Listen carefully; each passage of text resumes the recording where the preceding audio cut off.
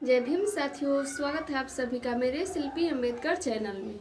दोस्तों, आज के एपिसोड 1128 एपिसोड है और इसकी शुरुआत चौराहे से होती है, जहाँ पे जितने विद्यार्थी लोग थे, जो मर्द लोग सब थे, वो सभी बैठे हुए थे और बैठ के चाय पी रहे थे। उसी समय उन्हीं के समाज वाले कुछ लोग वहाँ से गुजर रहे थे, तो सभी लोग उनसे पूछते हैं कि अरे भाई, आप कैसे हो। तो वो सब कहने लगते हैं कि मैं ठीक हूँ और बहुत अच्छा लगा आप जैसे बड़े आदमी से मिल करके। तो यह सुनने के बाद जो विद्यार्थी लोग थे वो कहने लगते हैं कि यही हम लोगों को समझने में इतने समय बीत गए, बूढ़े हो गए, लेकिन अब समझ में आया कि किसी के हाल चाल पूछने से उनका मन कितना अच्छा लगता है, कितना हल्का हो जाता है। और ये सब हुआ है बस पढ़ने लिखने के कारण से। ये वहाँ पे पढ़ाई लिखाई से जुड़ी ही बातें चल रही थी, बहुत देर तक उसी के बारे में बातें चलती है। जिसके बाद वहाँ पे एक डाकिया आते हैं और जितने भी विद्यार्थी लोग थे वो सभी को एक एक चिट्ठी देते हैं कि आपके नाम से सरकारी घर से चिट्ठी आया है, कोई शिक्षा अधिकारी आपके लिए ये चिट्ठी भेजे हुए हैं। तो सभी लेने के बाद खुश होते हैं और सभी चिट्ठी लेने के बाद इसलिए भी खुश होते हैं कि देखिए, पढ़ लिख लेने के बाद हम लोगों की पहचान कहाँ तक हो गई, कितना मान सम्मान मिल रहा हम लोगों को कि अब हमसे सरकारी आदमी भी मिलना चाहते हैं। वो चिट्ठी लेके सभी आदमी पढ़ने लगते हैं। तो उस चिट्ठी पे सभी पढ़ते हैं और सभी को एक जगह पे बुलाया गया था और सब पे ही एक ही एड्रेस लिखा हुआ था। जो पुरुष लोग थे वहाँ पे तो थे ही, लेकिन जितने भी महिला लोग विद्यार्थी लोग थे उन सभी के घर पे एक एक चिट्ठी गया हुआ था। तो वो सभी अपने चिट्ठी पढ़ लेती है और सभी को मालूम चलता है कि ये एक ही जगह का एड्रेस दिया हुआ है। तो सभी एक साथ में मिलते हैं और सब आपस में बात करते हैं कि कोई अधिकारी उन लोगों से मिलना चाहते हैं। और इस चिट्ठी में तो एक ही पता लिखा हुआ है कि चलिए हम सब साथ में चलते हैं। वहाँ पे जब वो लोग सभी जाते हैं तो एक आदमी आते हैं और कहते हैं कि चलिए मैं आपको लेके चलता हूँ कि शिक्षा अधिकारी आपसे मिलना चाहते हैं।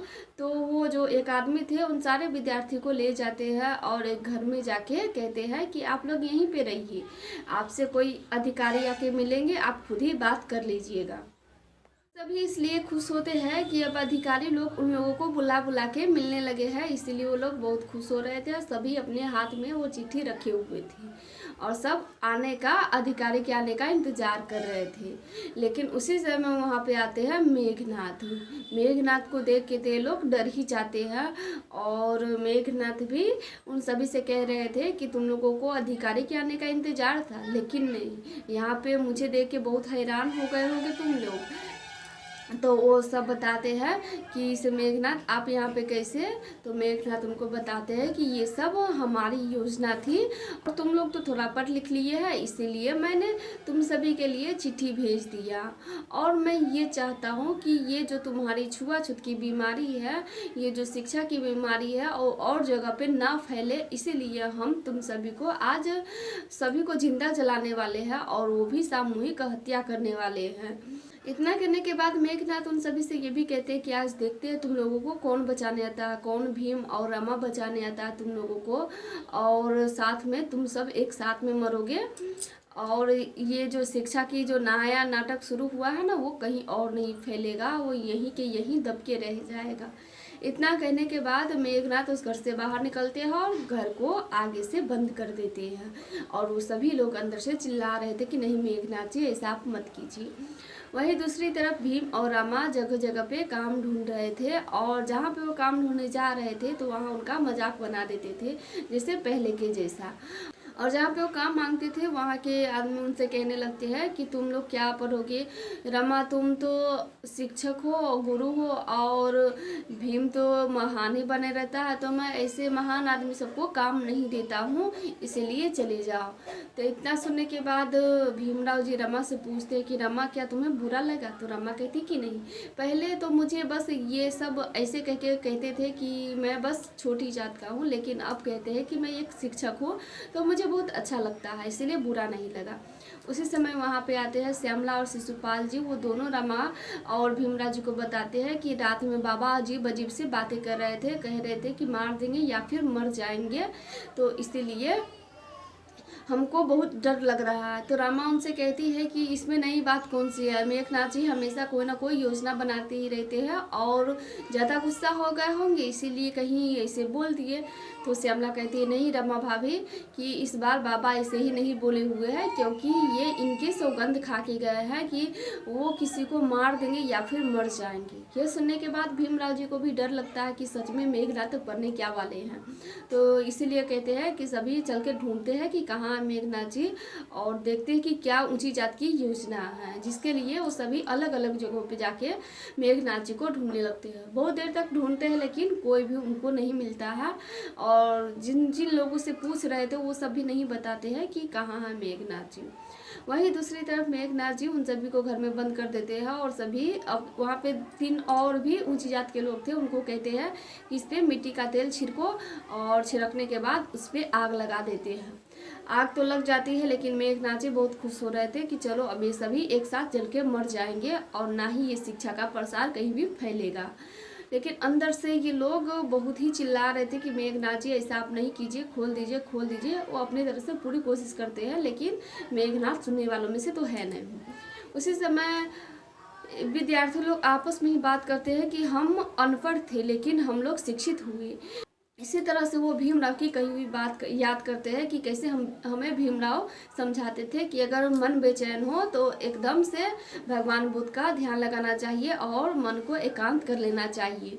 तो सभी विद्यार्थी ऐसा ही करते हैं, अपने मन को एकांत करते हैं जिससे उनको तरीका सूझ सके। उसके बाद जब वो आंखें खोलते हैं तो कहते हैं कि डंडा लाने के लिए वहाँ पे डंडा रखा हुआ था। तो जितने भी पुरुष लोग थे वो सभी डंडा उठा लेते हैं और जय भीम करके गेट तोड़ने लगते हैं। बहुत देर तक तोड़ते रहते हैं लेकिन उसमें उनको कामयाबी मिल जाती है, वो गेट तोड़ने में सफल हो जाते हैं। लेकिन पहले से ही मेघनाथ अपने ऊंची जात वाले से कह रहे थे कि जैसे ही ये लोग बाहर आए ना वैसे ही तुम लोग इसे मार के वापस अंदर ही भेज देना, देखना कि कोई भी बाहर ना आ पाए। लेकिन ऐसा नहीं होता है। जैसे ही वो सभी लोग बाहर निकलते हैं और जो ऊंची जात के लोग थे वो उन पे भिड़ जाते हैं, तो वो तो ज़्यादा लोग थे विद्यार्थी, इसीलिए ये लोग जीत नहीं पाते हैं। जितने भी विद्यार्थी लोग थे सभी इन सभी को मारने लगते हैं। ये 3 जो ऊंची जात के लोग थे उनको तो मार देते हैं। जिसके बाद मेघनाथ की बारी आती है तो वो सभी मेघनाथ को भी दौड़ाने लगते हैं और ये भी कहते हैं कि मेघनाथ आज हम लोग तुम्हें छोड़ेंगे नहीं, और उसको दौड़ाने लगते हैं। जिसके बाद वहाँ पे पूरन काका ये देख लेते हैं कि सारे विद्यार्थी लोग मेघनाथ जी को दौड़ा रहे हैं, तो भागते भागते हुए चौल में जाते हैं कहीं। लेकिन इधर सब ढूंढ ही रहे थे मेघनाथ जी को लेकिन मिलते नहीं हैं। रास्ते में जब मेघनाथ जी भागते भागते सड़क पे ही गिर जाते हैं तो विद्यार्थी लोग कहते हैं कि तुमने भीमराव और भीमराव के बाकी समर्थकों को बहुत परेशान किया है, इसीलिए आज मैं तुम्हें जिंदा नहीं छोड़ूंगा। जैसे ही वो लाठी उठा के उनको मारने ही वाले थे कि वहाँ पे भीमराव जी पहुँच जाते। सारे विद्यार्थियों को समझाते हैं कि जिन हाथों में कुछ दिन पहले किताब थे उस हाथों में ये लाठी बिल्कुल भी अच्छा नहीं लगती है और लोग भी क्या कहेंगे कि शिक्षा लोगों को क्रांतिकारी बनाता है, तो इसीलिए शिक्षा पर से सबका विश्वास उठ जाएगा, इसीलिए आप ऐसा नहीं कर सकते हैं। मेघनाथ उससे पहले भीमराव जी के आने से पहले उन सभी विद्यार्थी से ये भी कहे हुए थे कि तुम लोग मुझे मारो मत, तो सबसे अच्छा होगा कि तुम कानून का सहारा लो, मैंने जो किया उसके लिए तुम कानून का सहारा लो। तो भीम उसके बाद वो अपने विद्यार्थी को बताते हैं कि ज़िंदगी में पहली बार मेघनाथ जी से ही कुछ अच्छी बातें की है, इसीलिए आप लोग ऐसा ही कीजिए, आप कानून का सहारा लीजिए और इनको कानून के तौर पे सज़ा दिलवाइए, ये अगर आपके साथ गलत की है तो। वहाँ पे सारे विद्यार्थियों को बताते हैं कि इसे मेघनाथ में हम लोगों को एक कमरे में बंद कर दिए थे और उसमें आग लगा दिए, जैसे तैसे हम लोग बच के आए हैं, लेकिन आज हम इसे जिंदा नहीं छोड़ेंगे। जब भीमराव जी इसके लिए बात करते हैं कि इनको कानून के हवाले कर देने के लिए, तो उन सारे विद्यार्थी का शर्त था और शर्त ये था कि भीमराव इनको खुद ही पकड़ के थाने तक ले जाएंगे और वो इनसे ये भी कहते हैं कि तुम्हें ये शर्त माननी होगी भीमराव। अब भीमराव इस शर्त को मानते हैं या फिर नहीं, ये हम अगले एपिसोड में बताएंगे। यहीं दूसरी तरफ पूरन काका चौल में आके राम जी काका को बता रहे थे कि राम जी भाव देखिए, जितने भी विद्यार्थी लोग हैं सभी मेघनाथ जी को दौड़ा रहे हैं। तो वो पूछते हैं कि ऐसा क्यों कर रहे हैं, तो कहते हैं कि इसे नहीं पता है, लेकिन वो सभी इतना दौड़ा रहे, लग रहा है कि कुछ बड़ा कांड हुआ है। उसी समय वहाँ पे साधना के पति जो अलग थे वो आते हैं और वो उनको पूरी बात की जानकारी देते हैं। तो जिसे सुनने के बाद जीजाबाई, करुणा ये सभी हैरान थी और कह रही थी कि मेघनाथ इतने बड़े आदमी हैं, उनको भला कैसे मार सकते हैं। तो सभी कहते हैं कि ऐसे ऐसे के बात है, और जितने भी विद्यार्थी लोग हैं सभी उनको मारने पे तुले हुए, लेकिन भीमराव और रमाबाई उनको बचा रहे हैं। तो सभी कहते हैं कि चल के हम देखते हैं, जिसलिए वो सभी वहाँ से देखने चले जाते हैं। अब दोस्तों इसके आगे क्या होगा ये मैं अगले एपिसोड में बताऊंगी, क्योंकि आज का एपिसोड यहीं पे समाप्त हो जाती है। फिर मिलेंगे अगले एपिसोड में, तब तक के लिए जय भीम।